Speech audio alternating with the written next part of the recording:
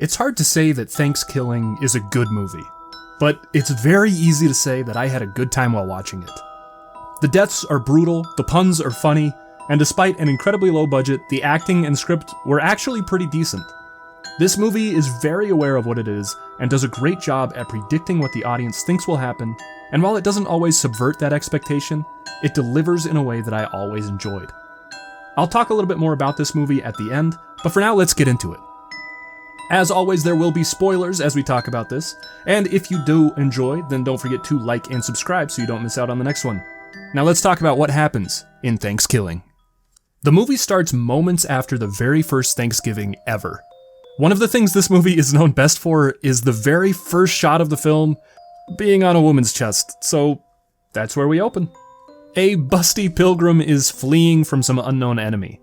Seconds later, she falls to the ground and her pursuer reveals itself to be a tomahawk-wielding killer turkey.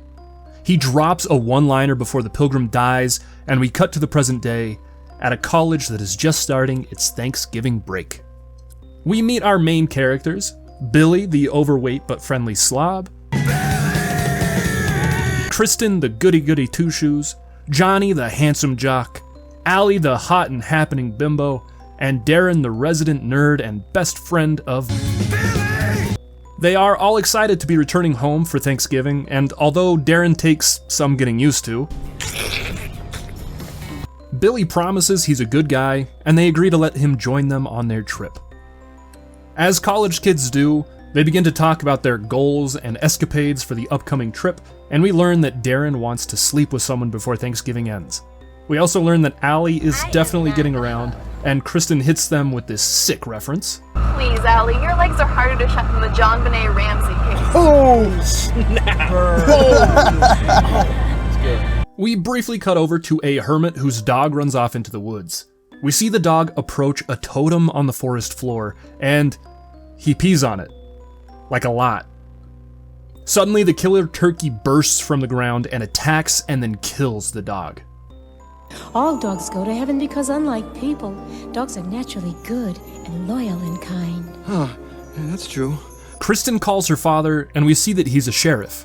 His wife hands him some coffee, which he says tastes like crap, and then the wife reveals that it tastes that way because she took a poo in it, in the coffee pot, and then served it to him. And then she demands a divorce. Oh, by the way, your stepmama left me. Love you, bye. While saying what they're grateful for, the Jeep overheats and the crew is forced to camp where they are for the night. Fortunately, they have plenty of beer and a few tents, so they decide to turn this little incident into part of their vacation. Darren is excited to camp, and he jumps onto Billy's back, but he's quickly thrown off. Fatality. On the ground, Darren finds a sign that says Crawburg.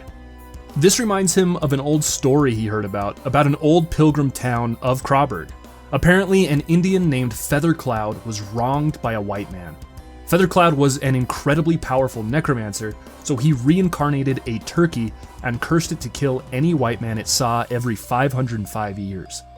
Turkeyologists all over the world brother. know it as Thankskilling. Meanwhile, the hermit finds his dog has been killed. He tries to shoot the killer turkey, but it's too fast and it disappears into the woods. Kristen realizes that she forgot to check in with her dad this evening, so she wanders off to give him a call. She explains what happened to the car and says they will be home tomorrow. She begins to hear noises coming from the woods and chants that there's no such thing as an evil turkey. And then suddenly the evil turkey appears.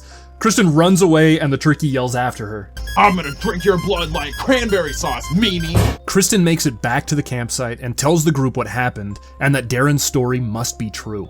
However, the others, including Darren, don't believe her as they all think it's just a tall tale. Kristen gets frustrated and decides to just go to bed. Out of nowhere, a rabbit flies through the air and lands in the center of their fire. Darren studies the carcass and announces that its stomach has been gnawed open by a beak. Not just any beak. A turkey beak. All of them are very tired and pretty drunk, so they don't think much of it and decide to just call it a night. Billy sleeps outside during the night, and he wakes up to the hermit hovering over him.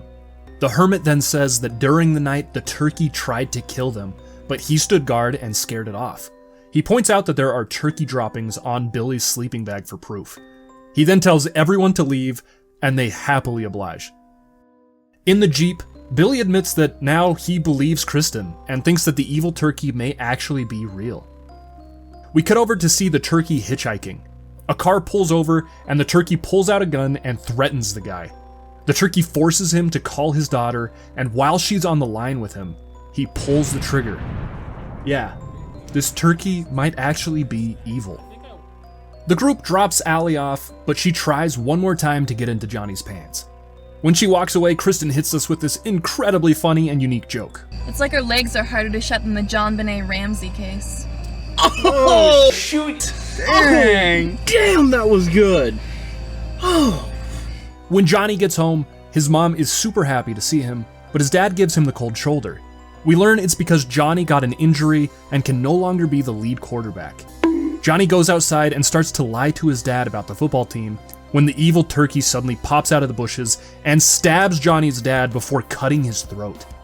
Johnny starts to run inside, but stops when he sees his mother is there and has also been killed by the evil turkey. Oh my God, why? No more pumpkin pie, no more cranberry sauce, just turkey. F***ing turkey. Johnny then meets up with Billy, Darren, and Kristen, and he tells them what happened. Meanwhile, Allie has brought a guy home, and, while they're doing the no pants dance, the turkey slips in and kills the guy, taking his place. Allie turns around and screams, and then the turkey just snaps her neck. It's kind of funny, he doesn't use a tool or anything, it's just turkey wings, and he just snaps her neck. Turkey strength, I guess? I don't know. The group go to Allie's house, and Darren makes this incredibly awful joke. At least her legs were harder to close than John Benet Ramsey's legs.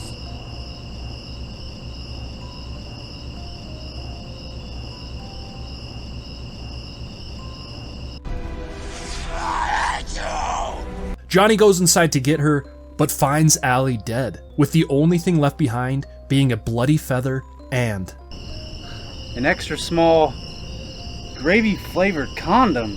Darren says they need to find a certain book in order to find the turkey's weakness, but all of the libraries are closed. Fortunately, Kristen's dad has a large book collection, and she thinks he may have something that could help them. We cut over to the sheriff's house and see him answer the door to a small, feathered man who is definitely not a turkey. He invites the small man in, and they share small talk over some tea before the turkey has had enough, the small, not turkey, that's a man, has had enough and takes the sheriff out. When Kristen gets home, we notice that the sheriff is looking a bit odd, only to discover, Oh, you got a haircut. Yeah. They go inside and begin pursuing the sheriff's books in hope of finding an evil turkey solution. Finally, they find the elusive book, and learn that the turkey can only be killed if he is separated from his magical totem. They also learn that he has to be killed after saying an ancient prayer in reverse and then being burned at the stake. Billy starts getting hungry and goes to find something to eat, but as he's wandering throughout the house, he stumbles upon the sheriff, dragging another sheriff to the basement. And that's when we realize, and he realizes, that the smaller guy isn't the sheriff at all. He's actually the evil turkey in disguise. Mind blown. Billy yells for help and the others come running. He then jumps onto the turkey and holds him in a headlock. They are able to separate the turkey from the talisman, but Darren hasn't finished deciphering the prayer yet, so while he's trying to figure it out, the turkey breaks from Billy's grasp and escapes. Billy gets frustrated that the group let him escape, and he's still hungry, so he decides to leave. Alone. And it's funny because the movie here knows that we, the audience, are thinking that he is just about to die, because Johnny then chimes in and says, He's dead. Kristen and Johnny have both lost their parents, so now they console each other and almost share a kiss when Darren bursts in and announces that he's deciphered the prayer. We then cut to Billy, who's wandering down the sidewalk and is absolutely starving at this point. But he's in luck, because someone left a totally 100% real turkey dinner by the side of the road. He picks it up and in one gulp swallows the entire very real turkey. He walks away satisfied and full, but then he starts to feel a bit strange. He looks down, and the evil turkey does his best xenomorph impression by bursting out of Billy's belly. Now that's what I call foul play.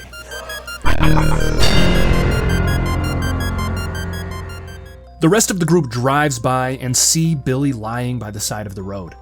Darren rushes to his dying friend and sobs. As he's crying and Billy is dying, we get taken on a journey where we get to see their wonderful friendship, all accompanied by a banger of a song. Now you've gone and left me. You were my friend. My friend. You got killed by a turkey. Who's not my friend? My friend. Oh, Billy, you were my best friend. When we come back, Darren is in the back of the Jeep watching Billy's corpse as they drive to find the evil turkey. Once they find the turkey's teepee, they come up with a plan to have Johnny and Kristen distract the turkey while Darren sneaks behind and ties him up. So I'm doing all the work. The plan goes off without a hitch. They tie the bad bird up and begin chanting the ritual prayer. The lights flicker and the turkey grunts as the chant begins to work. But just before they can light the bird on fire, he escapes one more time and runs through the front flap.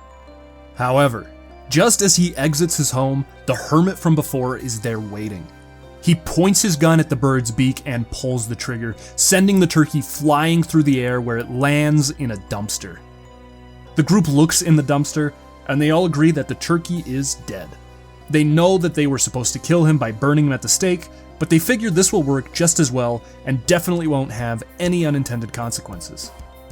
They decide to head back to Kristen's house to watch a movie and celebrate. But as the movie is playing, Johnny and Kristen's feelings for each other come to fruition, and they begin a romp in the hay right in front of Darren. Also without any hay.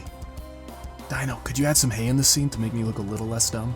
And I say, hey. Darren gets up to use the bathroom, and we cut back to that dumpster from before, only now we see that it's filled with radioactive waste and is glowing green.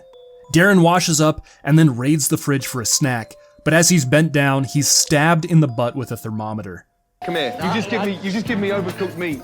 He turns and we see that the turkey is alive and now glowing green. It jumps on Darren and knocks him to the ground before biting his tongue and tearing it from his mouth. Then it pecks through his chest and pulls out Darren's heart, throwing it to the floor. As Darren is dying, we see Billy is waiting for him. He calls to his friend and they enter heaven together. Johnny and Kristen have fallen asleep, but wake up when the turkey laughs. They run to the kitchen, but as Johnny is checking on Darren, he's stabbed in the chest with a turkey carver. Kristen runs to help Johnny, and they hobble out of the house to the safety of the backyard shed. Kristen grabs a can of spray paint and a lighter and waits for the evil turkey to show its ugly mug. The bird rounds the corner and is met with a fury equivalent to that of Torch from Puppet Master 2. Inserting a shameless plug about how I've covered that, and you should totally watch it. It's a great watch. The turkey falls over, crispy and dead. Johnny says that he's not going to make it, but he's happy that he and Kristen got to be together. They lean in for a kiss, but Johnny dies before their lips touch. They ask you how you are, you just have to say that you're fine when you're not really fine, but you just can't get into it because they would never understand. Then we see that the turkey is not actually dead yet. He slowly rises, but is stopped when Kristen hits him with a bat into a stake that happened to be in her backyard. As the turkey is dying, he screams that he will be back someday. The hermit from before then joins Kristen by the fire. Also, Kristen is eating a roasted turkey leg, just as insult to injury. It's kind of funny. The hermit and Kristen congratulate each other on surviving before we cut over to an unknown family enjoying a Thanksgiving dinner. While saying the prayer, we can see that the little girl kept her eyes open, which is a big no-no, and God will eternally punish her for her heinous act.